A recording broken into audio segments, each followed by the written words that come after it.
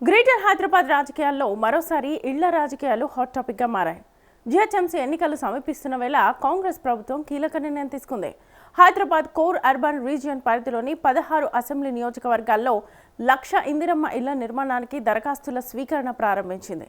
ఈ నిర్ణయం కేవలం సంక్షేమ కార్యక్రమమేనా, లేక జిహెచ్ఎంసీ ఎన్నికలను దృష్టిలో పెట్టుకుని అమలు చేస్తున్న రాజకీయ వ్యూహమా అనే చర్చ ఇప్పుడు తెలంగాణ రాజకీయాల్లో జోరుగా సాగుతోంది.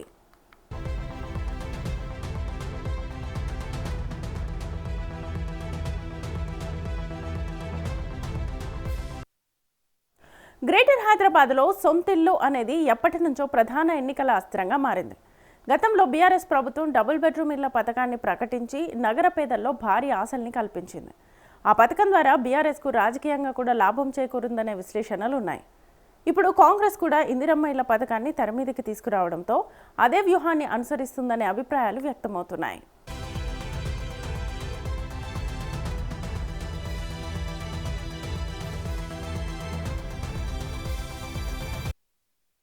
ప్రభుత్వం ప్రకటించిన ప్రకారం 5 లక్షల సబ్సిడీతో 528 చదరపు అడుగుల విస్తీర్ణంలో ఇల్లు నిర్మించనున్నారు. భారీ స్థాయిలో దరఖాస్తులు స్వీకరించడం, లబ్ధిదారుల ఎంపిక, సర్వేలు వంటి ప్రక్రియల ద్వారా ఎన్నికల వరకు ప్రజలతో ప్రత్యక్ష సంబంధం కొనసాగించాలన్నది కాంగ్రెస్ వ్యూహంగా రాజకీయ విశ్లేషకులు భావిస్తున్నారు.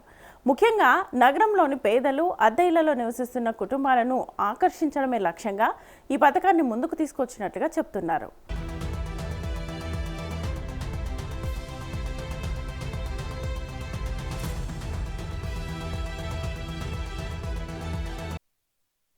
అయితే ఈ పథకంపై విమర్శలు కూడా వినిపిస్తున్నాయి. బీఆర్ఎస్ ప్రభుత్వం నిర్మించిన కొల్లూరు, రాంపల్లి, జవహర్ నగర్ వంటి ప్రాంతాల్లో వేలాది డబుల్ బెడ్రూమ్ ఇళ్లు ఇప్పటికీ పూర్తి స్థాయిలో లబ్ధిదారులకు అందలేదనే ప్రశ్నలు వస్తున్నాయి.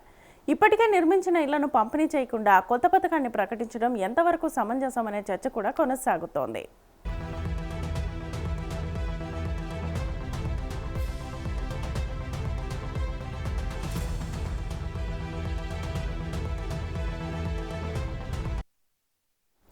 మరోవైపు ఇందిరమ్మ ఇళ్ల పథకంలో ప్రభుత్వం 5 లక్షల సబ్సిడీ మాత్రమే అందిస్తుండగా మిగిలిన మొత్తాన్ని లబ్ధిదారుడే భరించాల్సి ఉంటుంది.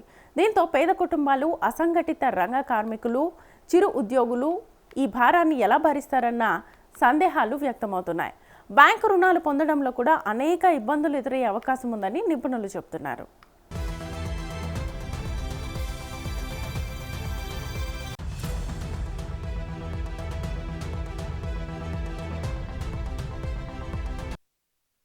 ఈసారి జిహెచ్ఎంసీ ఓటర్లు కేవలం హామీలను కాకుండా అమలును కూడా పరిశీలించే అవకాశం ఉంది.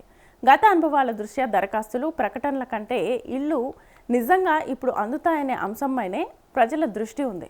అందుకే ఇందిరమ్మ ఇళ్ల పథకాన్ని కాంగ్రెస్ ఎంత వేగంగా, ఎంత పారదర్శకంగా అమలు చేస్తుందనే అంశమే రాబోయే జిహెచ్ఎంసీ ఎన్నికల్లో కీలకంగా మారే అవకాశాలు కనిపిస్తున్నాయి.